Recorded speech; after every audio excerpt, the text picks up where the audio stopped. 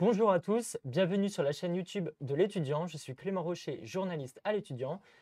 Et aujourd'hui, je suis accompagné d'Antoine Martel, professeur de français, et nous allons corriger ensemble l'épreuve de français du brevet.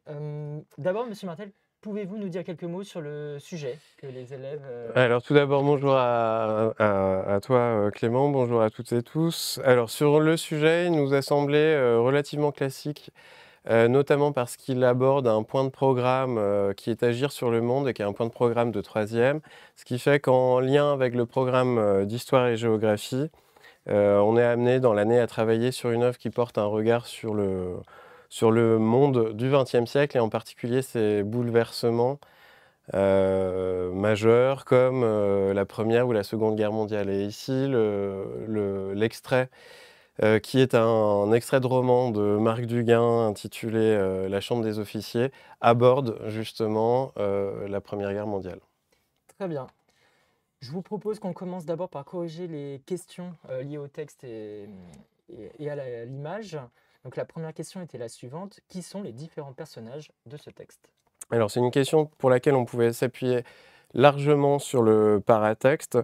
On a ici affaire à 4 personnages, 3 hommes, qui sont les 3 officiers blessés dont le paratexte nous donne le prénom. Donc il s'agit du narrateur qui s'appelle Adrien Fournier, nous avons Veille, nous avons Pénenster, et puis nous avons également une femme qui va arriver au cours du texte et qui s'appelle Marguerite. Voilà pour les 4 personnages. Très bien. Et la deuxième question qui valait également 2 points, qu'ont-ils en commun? Et là, il fallait donner 2 éléments de réponse. Alors le premier point commun qu'on pouvait percevoir, ce sont tous les 4 des victimes de la guerre. C'est ce qu'on appelle des gueules cassées, ce sur quoi on reviendra lors de l'analyse de l'image, qui se ressemblent physiquement. C'est indiqué dès la première ligne du texte. Nos blessures ne pouvaient qu'effrayer cette femme qui se réfléchissait en nous, miroir de son infortune. Deuxième point commun qu'on pouvait trouver de façon assez simple, ils se retrouvent donc tous les 4 en tant que victimes de guerre dans cet hôpital du Val-de-Grâce. Ce qui est spécifique ici, c'est qu'ils sont un peu à l'écart du monde, ce qu'on reverra à propos de Marguerite, mais ce sont ceux qui vivent dans un monde à part, comme nous l'indique la ligne 11. Très bien. Ensuite, la troisième question portait sur un passage précis du texte. Et donc, peut-on dire dans ce passage que tous les personnages arrivent à communiquer facilement ensemble et il fallait justifier sa réponse. Alors la communication ici, elle est un petit peu compliquée, justement par les séquelles physiques des personnages. Tout d'abord, on a affaire à la surdité de Marguerite que les 3 hommes vont progressivement découvrir lorsque elle sourit aux questions qu'on lui pose sans parvenir à y répondre. Et justement, il est indiqué vers la moitié du texte que Pénenster comprit alors qu'elle était sourde et ne pouvait que lire sur les lèvres. L'autre facteur qui complique la communication entre ces personnages, c'est lié justement au physique de 2 d'entre eux dont la bouche est complètement abîmée. Ce qui fait que quand ils s'expriment, quand ils réussissent à s'exprimer, Marguerite est incapable de lire sur ce qui leur reste de lèvres également. C'est pour cela que Pénencer joue un rôle un petit peu particulier d'entremetteur dans cette communication, une sorte de traducteur, ce qui fait que la communication est compliquée initialement, mais elle parvient à s'instaurer grâce au rôle de Pénenster. Et c'est pourquoi, vers la fin du texte, le narrateur nous dit: «Elle nous raconta son histoire, nous l'écoutions». Autrement dit, la communication est complexe, mais ils y parviennent. Très bien. Ensuite, il fallait relire encore la suite de l'extrait et dire pour quelle raison Marguerite souhaitait-elle s'engager comme infirmière de guerre. Et là, une fois encore, il fallait justifier sa réponse. Justement, je trouve que les questions 3 et 4 s'enchaînent de façon assez logique puisque ces raisons, elles sont exposées au moment où Marguerite, justement, va commencer à raconter son histoire vers la fin du texte, et donc histoire retranscrite par le narrateur. Alors je pense qu'on peut y percevoir 3 raisons. La première qui est très contextuelle, on nous dit explicitement que vers la fin de 1915, on manquait d'infirmières. Une seconde raison serait un besoin personnel de Marguerite. On nous dit qu'elle était à cette époque aussi belle qu'inutile. Autrement dit, cela répond chez elle à un besoin d'utilité sociale en temps de guerre et quelque part de donner un sens à sa vie. Enfin, troisième raison qu'on pouvait évoquer, qui serait plus cette fois de l'ordre du désir. On nous dit qu'elle rêvait de s'éprendre d'un homme courageux, contrairement à ceux qui la courtisent, qui sont qualifiés de réformés ou d'embusqués. Ici, dans l'image de Marguerite, c'est l'idée d'un homme courageux qui possède quelque chose d'héroïque, qui va se battre au front, d'où sa volonté finale d'aller jouer son rôle d'infirmière au plus près des zones de combat. Très bien. Alors, la question suivante portait sur une phrase spécifique. Elle était comme un parterre de roses saccagé par le milieu. Quelle figure de style pouvez-vous identifier dans cette phrase? Pourquoi est-elle particulièrement adaptée pour décrire le visage de Marguerite? Alors ici, cette figure de style, elle devrait être assez facilement identifiée par les élèves dans la mesure où il s'agit d'une comparaison articulée à l'aide de l'outil de comparaison qui va créer une analogie entre Marguerite et plus spécifiquement son visage et un parterre de roses saccagé par le milieu. Alors pour comprendre cette image, dont le rôle est d'aider à visualiser justement le visage de Marguerite, il faut aller chercher un peu dans le contexte et regarder autour de cette comparaison. On nous dit précédemment qu'elle possède une bouche totalement épargnée comme ses yeux et son front. Autrement dit, la partie supérieure du visage n'est pas abîmée. Elle possède une bouche avec un sourire immaculé, donc le bas du visage n'est pas non plus abîmé. Mais on a comme une barre centrale où elle avait été touchée au nez et aux pommettes, ce qui fait qu'on a bien l'idée de cette beauté symbolisée par ces roses, mais cette idée de beauté saccagée, abîmée, déchirée, comme rayée, comme ce parterre saccagé par la partie centrale qui vient défigurer son visage initial. Très bien. Et la question suivante, complétez ce portrait physique de Marguerite par son portrait moral en identifiant 2 traits de caractère du personnage. Alors on en entendait 2, je vais peut-être en proposer 3. Le premier trait de caractère qu'on peut percevoir chez ce personnage, c'est sa douceur et sa délicatesse, qu'on lie à la fois avec l'insistance sur ce sourire chaleureux qui est le sien, et puis il était question de sa voix, d'une voix à la douceur tiède qui faisait paraître encore plus injuste sa blessure. Donc douceur et délicatesse pour le premier caractère. Quant au second, on pourrait parler de son courage et de sa détermination, courage de s'engager comme infirmière et courage de demander expressément à aller travailler, non pas à l'arrière, mais comme on le dit dans le texte, à l'avant, autrement dit au plus près des zones de combat. Dernier trait de caractère qu'on pourrait identifier, c'est quelque chose qui relève de son aisance, de son charisme, qui en fait quelqu'un de remarquable. Alors la première chose, c'est que dès le début du texte, on sent bien qu'elle possède quelque chose de mystérieux, d'énigmatique, lorsque les personnages, donc les 3 hommes, tentent de la voir après des jours d'attente et de guet.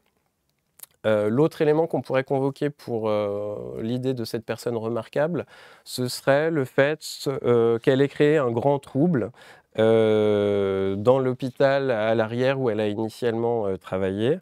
Et puis, on pourrait enfin évoquer une expression, puisque lorsqu'elle commence à raconter son histoire aux 3 personnages masculins, le narrateur les définit comme intimidés par cette grande femme au charisme inaltéré. Donc voilà 3 traits de caractère qui me semblaient envisageables. Très bien. On passe désormais à la question 6 qui valait 6 points. Quelle réflexion sur la Grande Guerre peut inspirer l'expérience des personnages?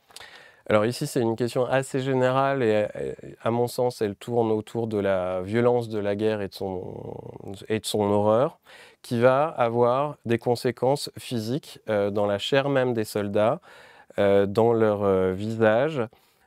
Donc des soldats d'une part, mais au-delà, à l'image de Marguerite, qui va faire des victimes collatérales. On va évidemment aussi mettre l'accent sur les conséquences morales. On avait affaire à 4 personnages jeunes, dont le destin semblait plutôt radieux et qui se trouve finalement brisé, enfermé dans cet hôpital du Val-de-Grâce avec une gueule cassée. Et puis, on pourrait peut-être aussi évoquer l'idée d'une redistribution des rôles dans la société, notamment à travers l'image de Marguerite, qui est fille d'orfèvre, donc une fille de bonne famille, plutôt bourgeoise, dont la beauté s'illustre par le nombre de prétendants qu'elle refuse. Et on peut voir ici que cette femme qui aurait pu être une épouse de bonne famille, finalement, décide de s'engager à l'image de toutes ces femmes qui ont joué un rôle social primordial durant cette Première Guerre mondiale. Très bien. Il restait encore une question et celle-ci portait sur l'image. Cette affiche vous paraît-elle être une bonne illustration du texte? Bon, là, on pouvait répondre à la fois oui ou non, peu importe. Ce qu'il suffisait de faire, c'était d'essayer d'argumenter et de trouver des points communs, des différences entre le texte et l'image. Alors l'image, il s'agit avant tout d'une lithographie de Georges Conrad qui s'intitule justement « Les gueules cassées ». Alors visiblement, il s'agit d'une affiche d'une association intitulée Union des blessés de la face, autrement dit du visage, qui a probablement été réalisée dans un but d'aide et de soutien à la fois psychologique mais aussi financier à ces gueules cassées, puisque l'ambition c'est quand même un appel aux dons. Alors pour mettre en écho à la fois le texte et l'image, on pouvait évoquer des choses très, très nettes dès le premier plan. Donc ce soldat qui s'avère être blessé, on voit son visage bandé et on peut se dire qu'il deviendra une de ces gueules cassées. Premier lien avec le texte. Évidemment, il y a le contexte, ce contexte de guerre, alors qui apparaît explicitement dans le texte avec la mention de la date 1915, mais ici, on peut distinguer aussi à l'arrière-plan dans le ciel, ces nuages de fumée et d'explosions, on comprend qu'on a affaire à une série de détonations, peut-être d'éclats d'obus, en tout cas que cet arrière-plan est menaçant. Puis ce qui évoque la guerre, c'est bien évidemment aussi les costumes des deux personnages. Et puis on en vient à cette femme, toujours au premier plan, qui fait office d'infirmière comme on arrive pas très facilement, mais on y parvient. On distingue sa Croix-Rouge, donc c'est bien une infirmière de la Croix-Rouge qui rappelle évidemment la vocation de Marguerite. Et puis, pour aller peut-être un petit peu plus loin, on a cette image d'une femme assez grande, comme Marguerite, et assez forte, en tout cas pour venir soutenir ce soldat blessé. Ici, par contre, la différence principale, ce serait le lieu. On est à l'extérieur, sur une zone de combat, tandis que dans le texte, on est après, justement, et à l'hôpital. Très bien. Alors maintenant, je vous propose qu'on passe aux questions liées à la grammaire et aux compétences linguistiques. La première question était liée donc, à une phrase. Nous formons, lui expliqua-t-il, un club d'officiers qui compte à ce jour 3 membres actifs et volontiers bienfaiteurs. Relevez les expansions du nom club et indiquez la classe grammaticale de chacune d'elles.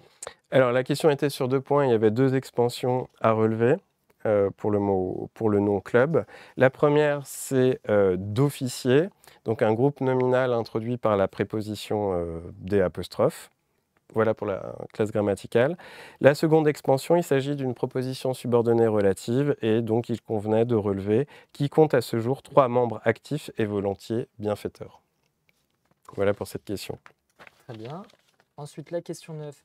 Je compris aussitôt que ni Veil, ni moi ne pourrions jamais nous entretenir avec elle. Recopiez cette phrase, puis mettez la proposition subordonnée entre crochets et entourez le mot subordonnant. Bien, donc effectivement, il s'agissait d'une phrase complexe articulée avec une principale et la subordonnée, qui est que ni Veil ni moi ne pourrions jamais nous entretenir avec elle.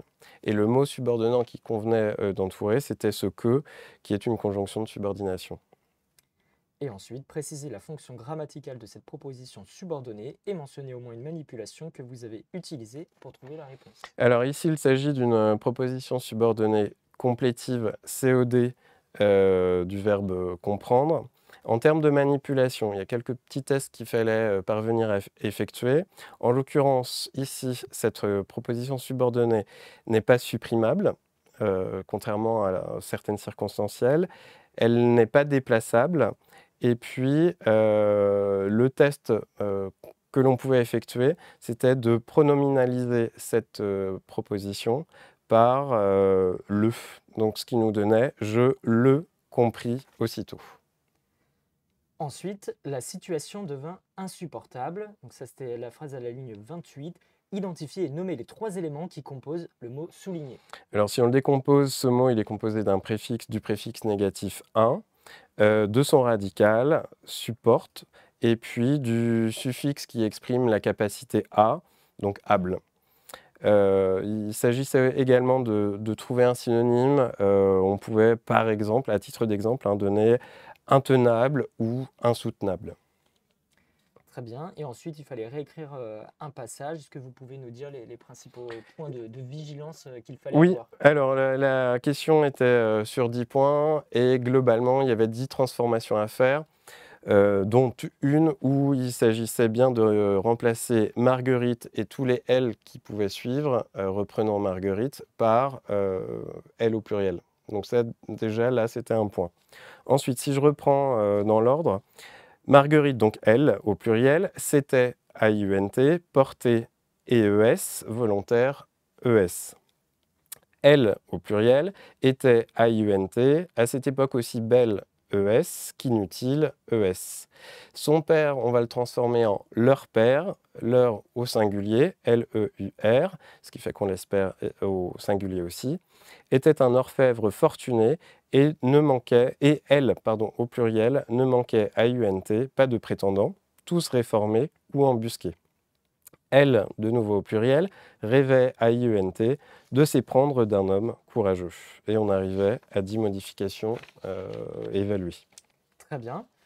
Monsieur Martel, est-ce que vous pouvez nous dire maintenant peut-être les principaux points de vigilance également pour la dictée?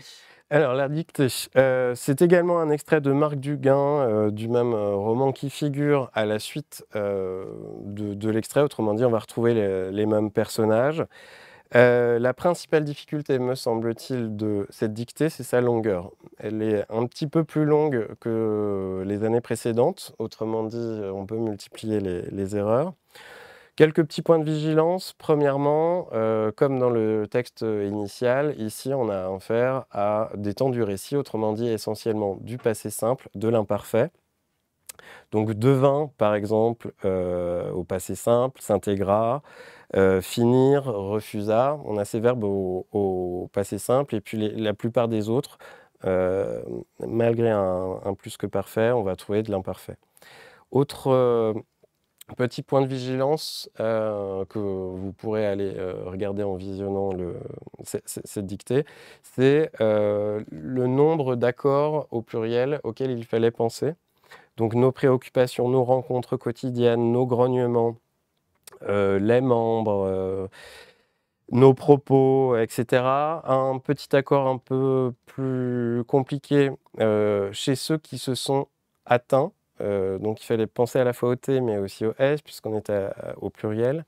Et puis on revient, comme pour la réécriture, à un mot qui peut parfois poser problème, c'est le leur. Elle ne leur écrivait pas. Pour leur signifier, ici dans les deux cas, leur est un pronom et donc s'écrit sans S. Voilà, sinon pour le reste, il faudrait regarder mot par mot et je pense qu'on n'a pas le temps. Très bien. Eh bien, écoutez, merci Monsieur Martel pour ce corrigé. Merci à vous également d'avoir regardé ce corrigé en vidéo. Vous pourrez retrouver très prochainement le corrigé de mathématiques. Et sinon, on se retrouve demain pour le corrigé toujours en vidéo de l'épreuve d'histoire géo et celle des sciences. Merci à vous. Au revoir.